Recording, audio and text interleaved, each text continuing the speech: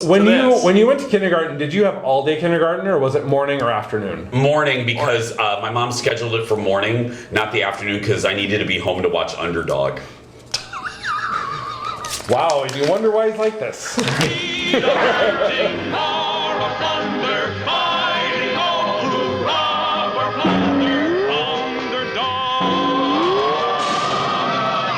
Here we go. Let's make it a good day. You're a tiger. Give it up for Debbie Gibson, everyone. We do it our own way. Yes! I'm gonna start crying and laughing so hard. I did not do that. Now, here's Jason.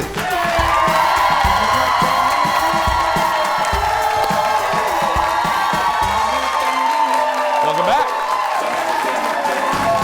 What's up, everybody? Hi, everybody.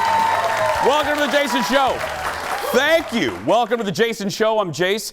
That is actually a true story. And what's funny, and I just realized that backstage, the whole Underdog thing, I wasn't making that up. And my mom's watching. Well, she watches every day, I hope. But my mom's watching, and she did. I remember her coming in the room and telling me that I had the option of morning kindergarten or afternoon. And we moved it because I needed to watch Underdog. Now, listen to this.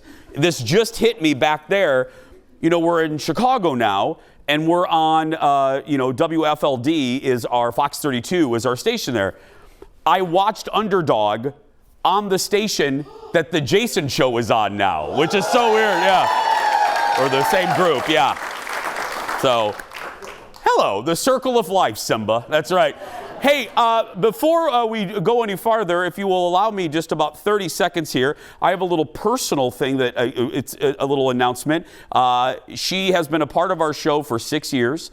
Locally, I call her the Bette Midler of the Twin Cities. Here, she's been my friend for 20 years, but here for the Jason Show, she herds the kitties. She's our audience coordinator, and today is her birthday. Give it up for Erin Schwab, everybody. There's Erin.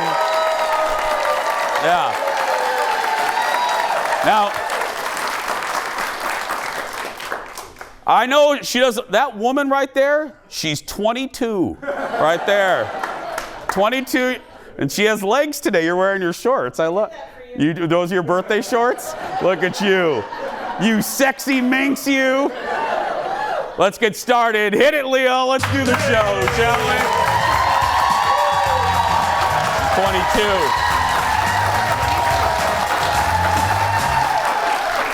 22. Audience, give it up for my sidekick sister, Kendall Mark, everybody. Welcome back.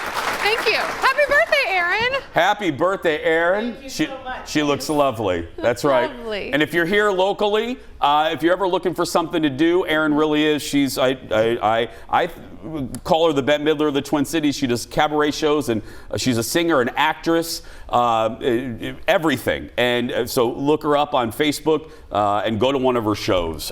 She's fantastic. But welcome back. I missed you. Thanks. I missed you too. You smell nice. He's trying out a new.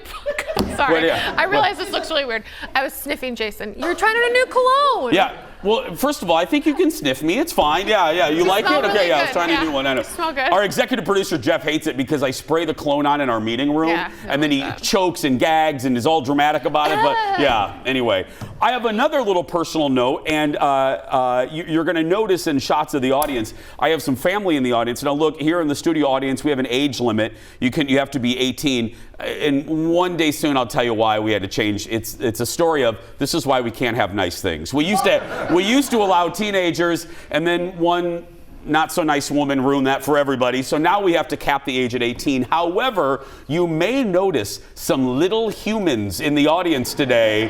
Now they're my kinfolk. They're my relatives up there. There they are right there. They're here because they're part of a little segment we're doing. Now, Leo, keep the shot on this one. Now, let me systematically talk about all three of them. First, you see the little dude in the middle. That's Alden. Now, that's Alden. And then his twin sisters, there's Brinley and there's Annie. Now, Annie is the criminal of the group right there. She already stole a pack of cigarettes out of our cigarette machine in the lobby. That's right. I'm kidding. We don't have a cigarette machine. But anyway, I love those kids. Now, let me tell you about Alden real quick. So, his mother, and I hope she doesn't mind me saying this, their mother is, I love her so much, and I love Jim too, the father. But Jim and Hannah, but Hannah's a big time attorney. There's Hannah right there. And I had called Hannah one day with just like a question, just hey, da-da-da-da, something, I don't know. It doesn't matter. She did a little, answered a question for me and helped me out. So I left her a voice text. Now, this is an example of the apple doesn't fall far from the tree. So I left Hannah a voice text because I hate asking people for favors.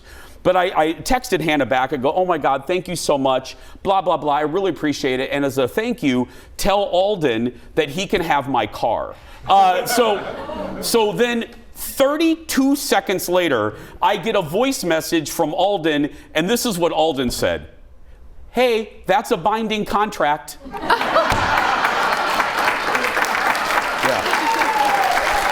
Yeah. Raised by a lawyer he was. That's right. And now Annie wants my car and Brinley wants, so anyway. They'll have to share it. Cars. I know. Let's get started, everybody. Time for the hot dish. Roll it, Leo. Here we go. Woo.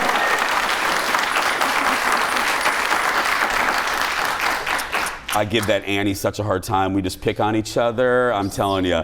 Well, it was a rough weekend at the box office, especially for the folks at Warner Brothers and Disney. Despite some high expectations, this movie didn't do so well. So how was it this week? How's school? School was good. Oh, this is mad trippy. Dude, this is catastrophic. This world must die.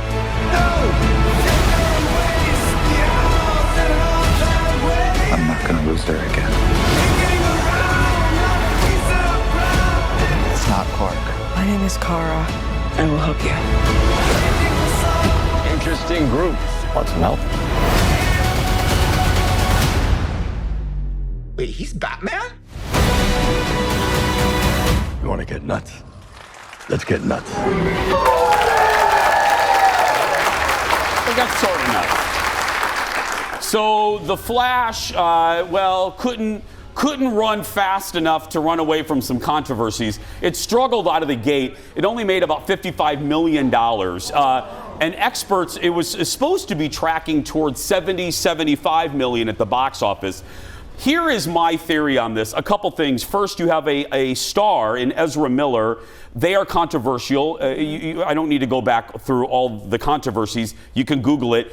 Been accused of some horrible things and has been broiled in controversy for a year or two. So you have a star. You have the Flash that is, and I say this mildly, problematic.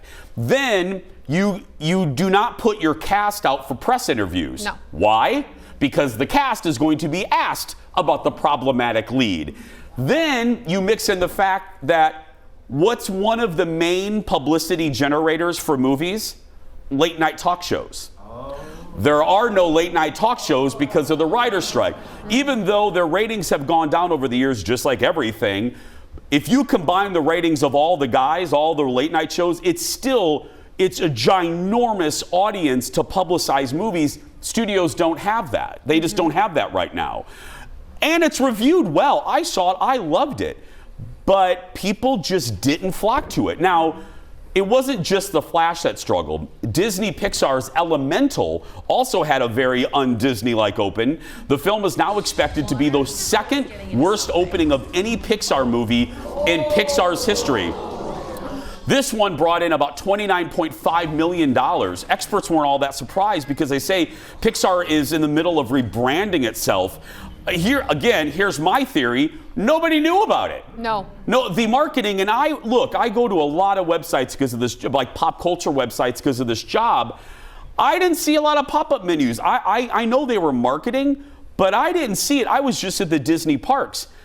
Usually when there's a big Disney movie, if you go to their parks, there's banners and cups and cupcakes and T-shirts. And I didn't see a lot of elemental stuff. So I don't know if marketing was, I don't want to blame it all on marketing, but I don't know if marketing because the movie's good. It's 92% on Rotten Tomatoes audience score. That is tremendous.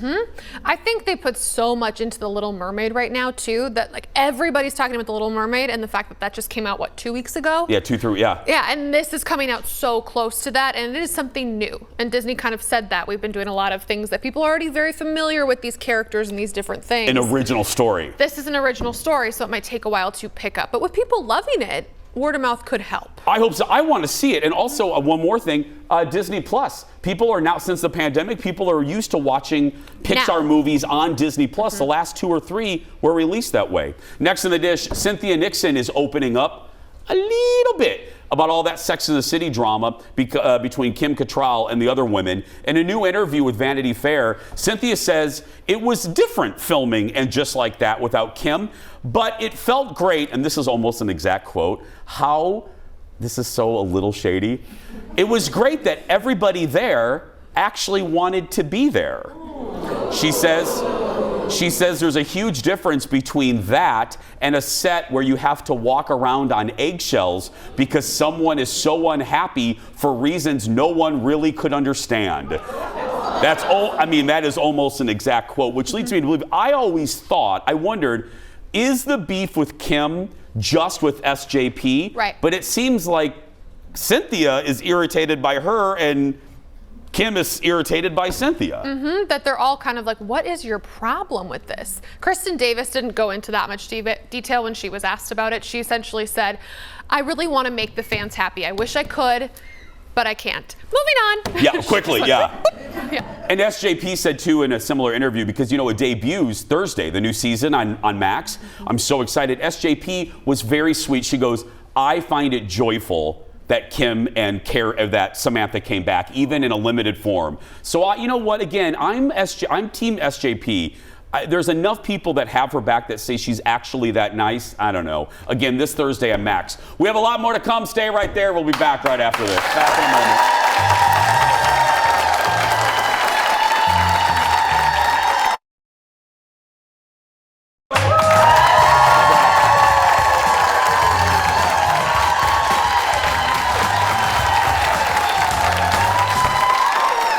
Welcome back to the show. Netflix dropped the first look at the reality spinoff for Squid Game. Season 1 was, you guys, it was huge in 2021.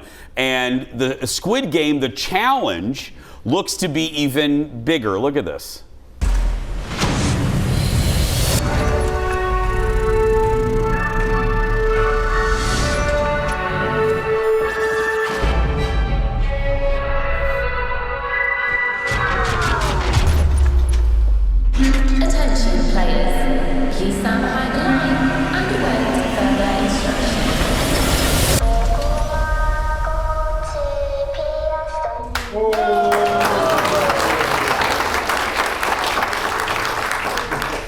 Guess where we're sending Ted this fall?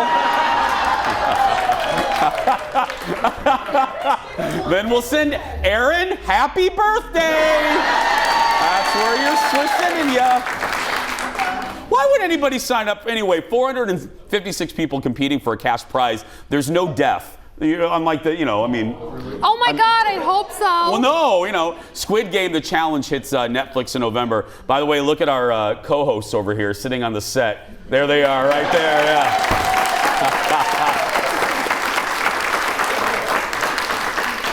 Oh, Annie. Anyway, it's time for a special serving of hot dish all the way from Hollywood. Give it up for Brad from TMZ, everyone. Good morning, Jason. Brad. Really quick, Brad, would you go on Squid Game, the challenge? The death version or the non-death? I would do the non-death. The non-death version. Hey, I'd try it out, right? I think the cash prize is supposed to set records, so it's worth a shot. Oh, okay, well, there we go. Hey, first up, it wouldn't be a day if someone wasn't outraged about something. Today it's the Oscars. What are people upset about now?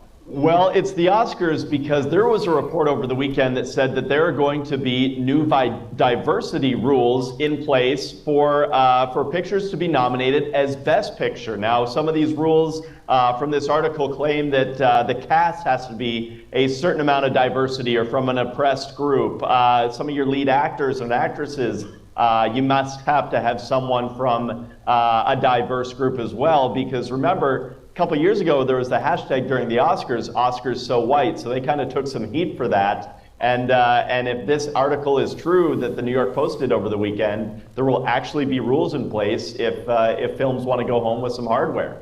Now this makes sense because I remember Richard Dreyfuss was just asked about this, and he was very, let's say, uncensored about his feelings about it. He was absolutely uncensored about it. And to be honest, Jason, I think that that's kind of what we've been seeing, at least on social media. So it'll be interesting to see if more big names kind of speak out against this. Next up, a dramatic announcement at the Blink 182 concert over the weekend. What happened? Well, they had a couple shows here in LA over the weekend. Blink 182 did on Friday and Saturday. And if you're familiar with the band, you know the drummer is Travis Barker, who of course is married to Kourtney Kardashian. She was in the stands Friday night holding up a sign that said, "Travis, I'm pregnant." There you see it there. Quite the baby announcement, but she also kind of solidified things. She showed her baby bump on social media this weekend, so exciting news for them. That was absolutely not planned. That was so spontaneous. I'm sure the Kardashian cameras had a good shot of that too, right? Yeah. Finally, Meghan Markle is looking to, rebrand? Well, it's kind of needed because remember, you and I talked about last week that $20 million Spotify deal that fell through because they just couldn't publish enough content. Now there is a article going around over the UK that says that she is close to signing a deal with Dior, of course, the huge fashion house. Now unclear exactly what she'll be doing with them. I can't imagine she's doing any designs, but probably just kind of the face of the brand. I think it'll be an interesting pickup if they do, but obviously if she does sign with Dior, it's gonna kind of take her in a whole other direction. You know what? I think that would be great. I can see her doing that. That's a good gig. Yeah. It makes sense. I mean, she's got the background, she's got the family, of course, everybody knows her. So for Dior, I think it makes a lot of sense. Absolutely. Have a good week, my friend. Thank you. Thanks. You too, Jason. More of these stories at TMZ.com. TMZ TV as well. That makes sense for Meghan. Because she's gorgeous. I mean, there's no denying. And her fashion sense, especially when she was a royal. Yeah, she did. I mean, you may not like her, but you can't deny. If I was an Estee Lauder or Clinique or, any of those brands.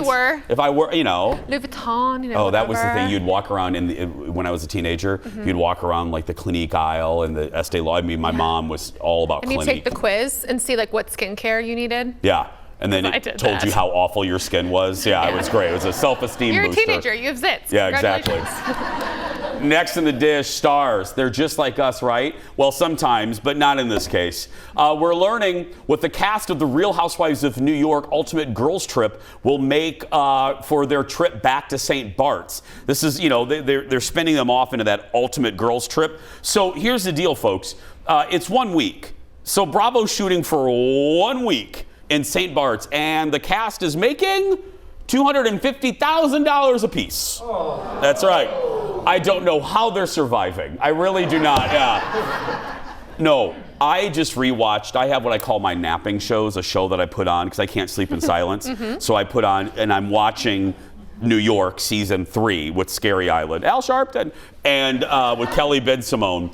And I'm going to say it again. If I were Bravo, this is a great investment because that's the cast we want. And I make the prediction right now, this is going to have record numbers for Peacock because it's going to Peacock. And I bet Bravo is going to regret not putting it on the main network. I think the numbers are going to be that big for this. I do. Because these are the ladies we want to see. What? Obviously, $250,000 for 1 week of your life is fantastic, and I've never made anywhere near that. Yeah. That being said, I would probably need to spend that much on therapy after that week. So yeah. Well, You know, I'm sure it's it's not that covered big. in the Bravo insurance policy, but yeah. Next in the dish, Scarlett Johansson was on with Willie Geist yesterday, and she talked about the early days of the Marvel Universe and how no one really knew what they were getting into. Look at this.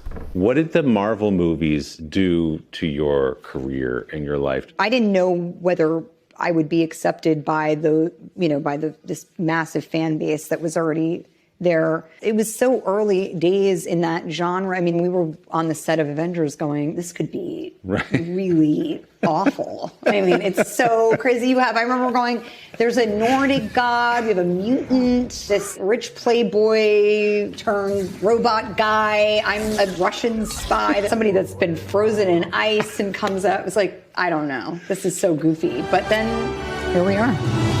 Here we are. A gazillion dollars later. It's easy to just go, of course it was going to be a hit. But I remember when the first Iron Man was released, and that was the first movie that launched the Marvel Cinematic Universe. Nobody had a lot of faith in that. The creators didn't. Jon Favreau didn't have a lot of faith. They weren't sure because it wasn't. Iron Man wasn't what we call like a first-tier superhero at the time. Right. It wasn't a Batman or a Superman or a Wonder Woman or whatever. It was Iron Man, and everyone's like, what is this? And then it exploded, and one movie after another, then Iron Man 2, and then boom, here we are 12 years later with 30-some movies. Right? I thought it was really interesting in that interview they opened it with, she's the highest grossing actor since the beginning of Hollywood. Like, not she herself making that money, but the movies she's been in, accumulatively, have made the most money out of any actor in all of the history of Hollywood. Really? Yeah, and she's only 36 or 38 or something like that. Oh God, what was I doing at 36? I wasn't doing that. I was working here. Yeah, I wasn't doing this show. No. Jeff, what were you doing at 36? I don't know. But Jeff and I have been here. Did I know. you block it out? Executive producer Jeff and I have been here for so long, and therapy has blocked half of our memories out. But yeah, I think I was anchoring the news. Yeah, I think I was anchoring the news. That's why he erased it. That's why he erased it. Yeah. Let's check on the kids, make sure they're behaving themselves. Let's go ahead and get a kid cam there. They're fine. Okay, just making sure. Again.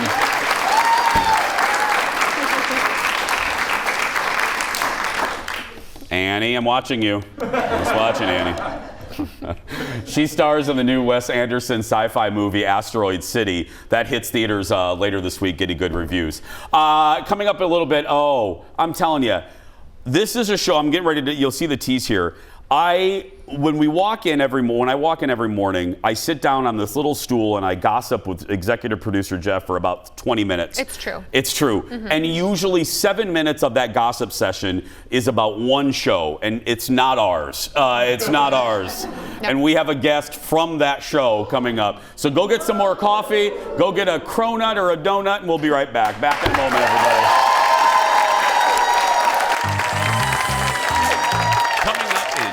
A little bit. It is the show everybody talks about in our office, the 90 Day Fiancé spinoff before the 90 days. And we are really excited about the new season because it features a cast member that we actually know. She's live in our studio. Plus, a little later, what are you saying this week? We're going to find out when we open up the Jason Show mailbag. That and more when we come back.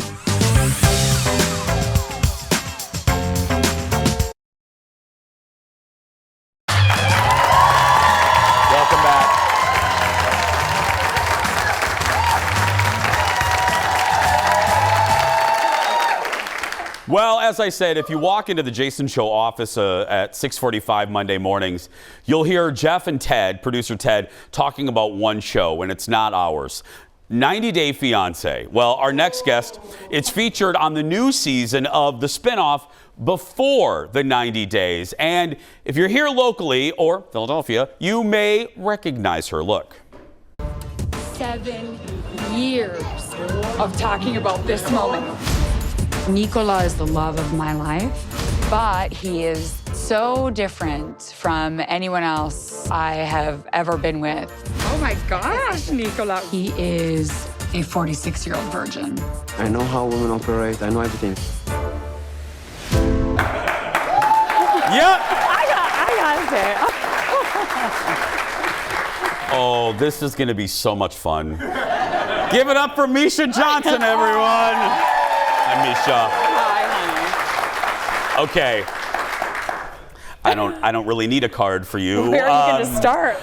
Well, okay, let's start here because let's start how you're connected to here. Let's start there so people have a background of why I kept saying that we know you. Yeah. Okay, so born, raised here, obviously, and then I actually was a fill-in traffic reporter here at Fox. Yeah. This was almost, I know, I loved it.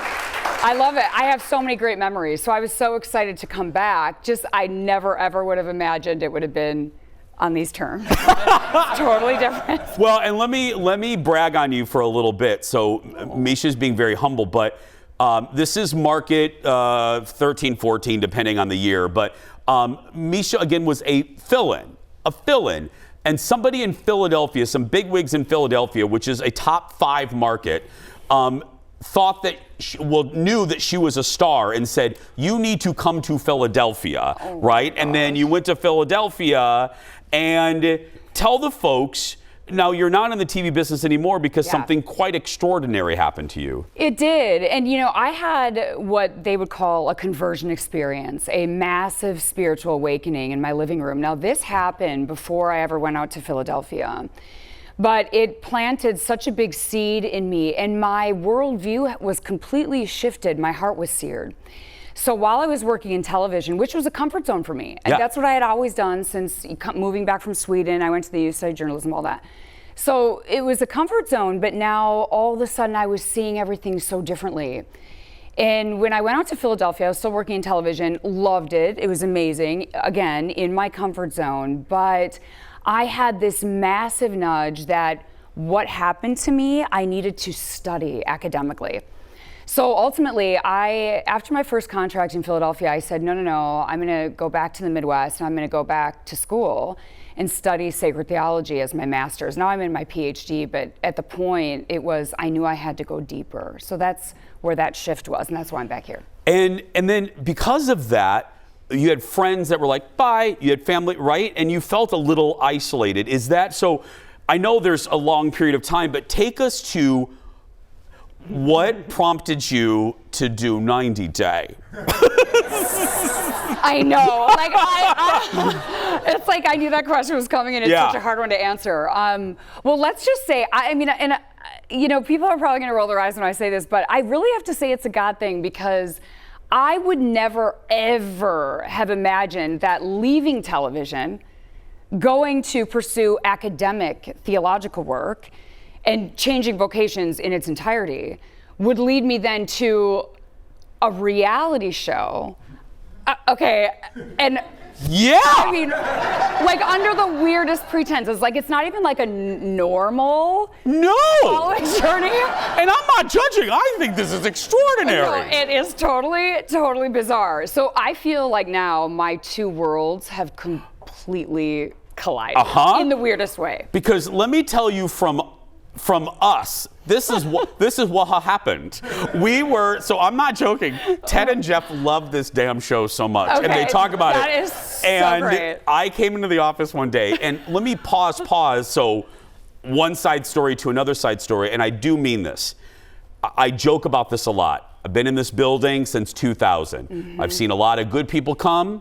I've seen a lot of good people go. I've also seen a lot of morons and a lot of just horrible people. Horrible people.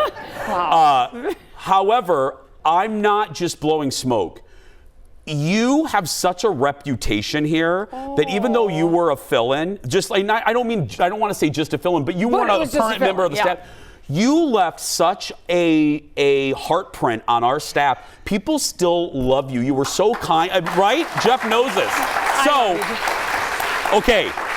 So I can't come here to cry. When Misha, I do mean it though. And when I was in high school, all the pretty people were mean to me. So I'm just saying, so when pretty people are nice to me, I just really accept it. But so we're in the office, and Jeff turns his chair around. He goes, "We're gonna roll the trailer on the show today for before 90 Day." He goes, "Do you know who's in the cast?" And I went, "No." He goes, Misha. And now it's a Monday. Yes. I am still thinking about the weekend with Hannah and Jim. You know what I mean? I'm coming. still, You don't know what's coming. and I go, Misha? And he goes, Misha. And I go, no. And we watch the trailer. What were you thinking, right? Oh my God. Yeah. I bet. I thought, oh my God. And the second thing was, when can we book her? Like, when can we get her on the show? I'm sure. So we have like a minute left in this segment. So give me the Reader's Digest. Were you scared? So I brought you up to where we are. What made you press that enter button to submit yourself? Well, I was submitted by a family member. Oh! Yeah, and because they knew Nicola and I had been talking for so many years, and they were like, this is so you, and it's your comfort zone. And I was like, I mean, I guess I would share that journey. Maybe it could help someone. Nothing's perfect. Maybe it'll actually really do some good. So I never, ever thought that we would actually get a phone call, and then I wrestled with it. I wrestled with it for a little while. It was a hard decision for you? It was a very hard decision, yes. How long did it take you how many phone calls from TLC did it take? I'll just say many. There Yeah. were many phone calls that had to take place because I had always been in the public sphere with media, but as a professional, this was taking you into a very personal space that's very weird. Part 2 of Misha's journey when we return. Back in a moment. Oh, God. I'm not joking.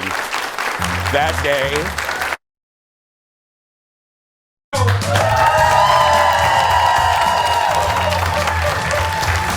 Welcome back. More with our buddy, Misha Johnson. Okay, so you're now on TLC, so we're up to that point. But I want to back up a little bit. People may have seen from the trailer, putting this mildly, you and Nicola are very different. We are. You did a very gracious job Yeah. there. I mean, appreciate you. It's like Paula Abdul's Opposites Attract song. I mean, yeah. Okay. So tell the folks a little bit about Nicola, some bullet points. I still know where you're going with this. Okay, so Nicola is a 46-year-old virgin. Yeah. He is a Byzantine Rite Palestinian who lives in Israel. He lives with his mother. He's not working, but he does work on a Catholic website. He's very, very devoted to his faith, which is actually the catalyst of how we ever began talking. Which is lovely. Yeah. Yeah. I mean, yeah, it is. I love you so much. No, I love that what merged our connection together was him saying, I see what you're doing and I love what you're doing because your heart's being pulled in a really beautiful place. That started a friendship. And that friendship, he became one of my favorite people. Yeah. And then I never, though, would have imagined that would have turned into me loving him. And because, obviously we don't believe in spoilers. We can't. I don't want to get Misha in trouble. I don't want TLC mad at me. So let me ask this and answer it however you want. I've always thought, and we talk about Housewives a lot, and I always say, Housewives will shred a relationship because there's that pressure to be dramatic, and whether it's a marriage or a friendship, being on these shows I think is really hard for a relationship, let alone a new relationship. Did the cameras in the show put more, were you surprised at the amount of pressure the show put on this kind of newborn relationship? What I can say is certainly it does add an element. I mean, anytime you have something fragile to begin with and then you add any hot water on that, it's always gonna be really tense. And then you're also dealing with very candid, intimate, embarrassing moments. And that's not just a private conversation in a bedroom. So you have all these dynamics going on, and it can make for a very emotional situation. What was your family's reaction? Well, what part of it? There's so many layers. The show. Okay, so I think that's threefold. I think on the one end, they were like, okay, media, I can kind of get it, because that's all she had ever done. But that had always been a very professional persona, no private life. No one knew anything about my private life ever. In all my years, 15 plus years of working in television, no one had ever known anything about Misha personally. Yeah. That shocked them.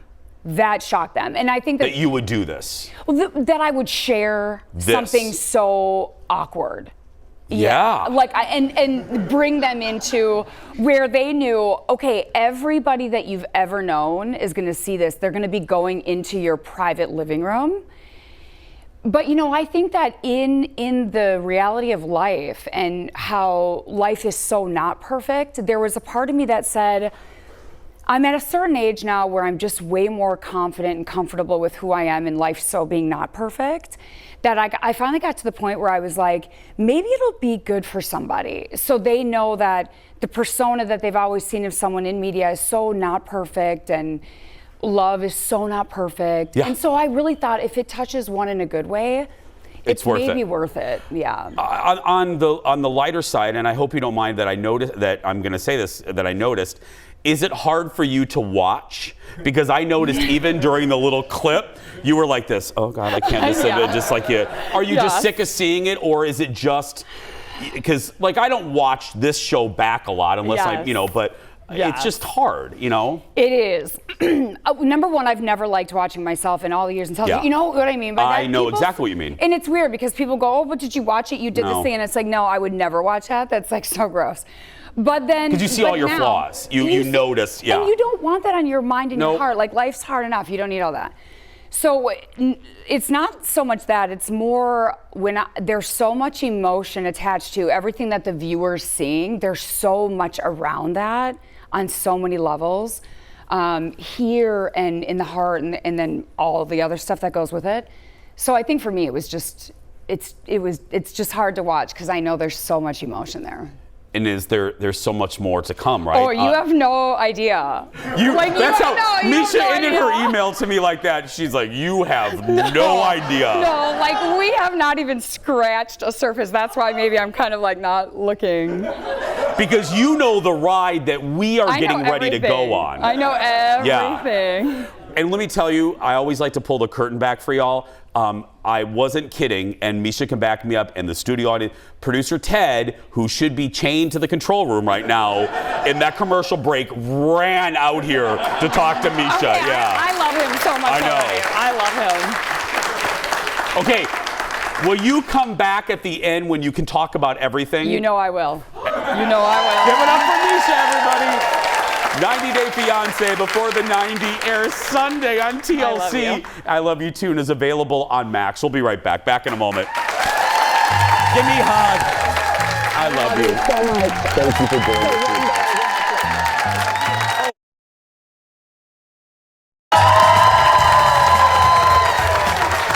Welcome back, everyone.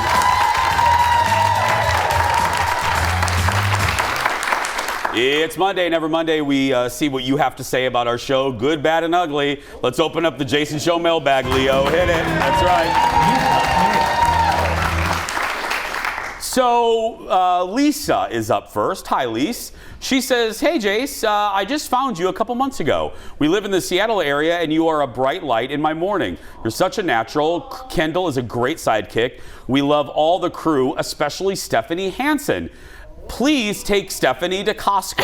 Yeah, because let me explain. Stephanie Hansen, our foodie queen, she's done a lot of things. She's never been to Costco. Nope. And she's never been to Olive Garden or Red Lobster. So we're going to take her to both of those. She's so shishi poo poo. That's right. She doesn't know the joy of eating lunch at Costco because of the free samples and endless shrimp at Red Lobster. That's right.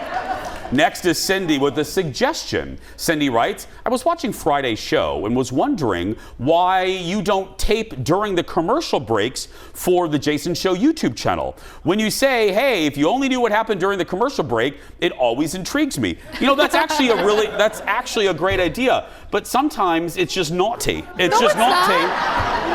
And it's really, and I say this, it's really just for them. You know what I mean? It's yeah. It'll motivate. We hope that it'll motivate you to come see us because we tell them.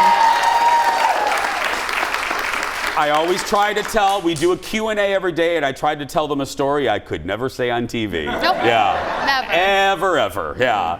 Next up is Heidi. Hi, Heidi. She has 2 questions for us. First up, she says, I know it's more than 2 months until the Minnesota State Fair, but number 1, do you know when the show will be at the fair? And number 2, do you know if you'll have Midwestern Mom at the fair? Well, Who did it? I see you, phone ringer. It's him right there.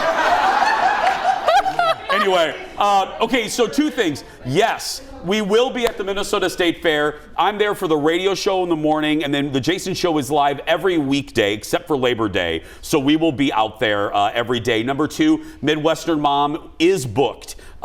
Keep an eye on our Facebook page. We now list guests. So yes, you probably...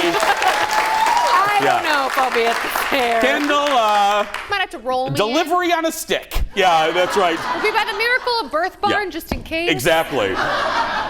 Kathleen has this, that would be a great TV segment. Oh, God. Kathleen has a suggestion. She says, I think Jason should have to change places with Kendall and wear a pregnancy stomach for 1 hour each week until the baby is born. That way he'll have an idea of what she's going through. Kathleen, Leo, go ahead and take 5. Nope. Next up. Nope. Eric's working on it. Nope. What? We're actually working on this. Okay, fine. I'll do it. That's fine. Next, yeah.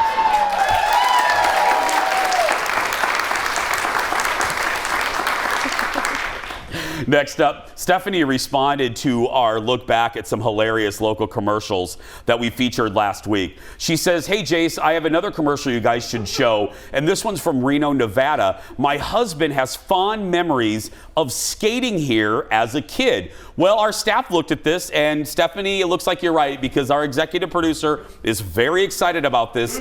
Come back to the TV. Here is from Reno, Nevada, the local commercial for a place called Roller Kingdom. Want to check out my van? I got some candy. Hey kid, want to join our gang and spray paint under a bridge? No, bug off, man. I'm going roller skating. I want to be addicted to roller skating, not crack. Because we roller skate today, we will go to college tomorrow. Prison is full of people that has never roller skated. I'm Brad Armstrong, owner of Roller Kingdom in Reno, Nevada, keeping your kids off the streets since 1999. I say no to drugs. I say no to gangs. I say no to unplanned pregnancy. I say no to meth. I say no to reefer. I say yes to roller skating.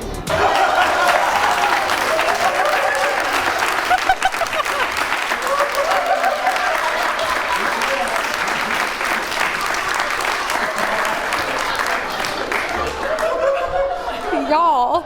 As soon as the show's over, I'm grabbing Alden, Annie, and Brenly, and we're shooting that commercial. I'm telling you, I'm putting them in that commercial. You can Did that kid say no to meth? Yes, and unplanned pregnancies. Oh my God. God. Y'all can stay connected with our show on social media. Check us out on Facebook, Twitter, Instagram, and on TikTok. Just search for Jason Show TV and our personal accounts as well. Jason Matheson and Kendall Mark. We're going to take a break. We'll be right back. Back in a moment.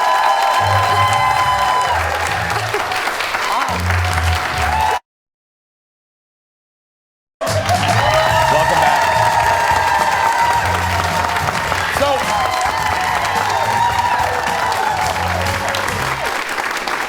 So we always try to make people happy when they come to the studio audience, and this lovely couple next to me, I had heard from the grapevine that they really wanted my Oprah Winfrey Show chairs to sit on. Now, a chair is really from Harpo Studio, Oh my so gosh. here we go. There we go. So we'll put you in these for the final segment. We'll be right back in a moment. There we go. We'll get. Don't forget, go to eventbrite.com or the Eventbrite app, search for the Jason Show to be in our studio audience. My friends got their Oprah Winfrey Show chairs right there. That's right. Taken from Harpo. My friends in Chicago, Washington and Carpenter, before y'all turned it into a McDonald's. Anyway, hey, tomorrow, more of our road trip to Chicago. This time, what happens when executive producer Jeff and Eric, photographer Eric, go to Wrigley Field for the very first time, and I embarrass myself something fierce. He does. It's really, really bad. You'll see it, right? Mortifying. It's mortifying. I'm embarrassed for you. And producer Ted is giving us his take on 90 Day Fiancé before the 90 days. He waited to review it when Misha wasn't here. Yeah, anyway. But that's going to do it for us today. If you're watching and you're a kid that's being bullied, you go out there and be yourself because nobody can tell you you're doing it wrong. Have a good day, everybody. Thanks for watching.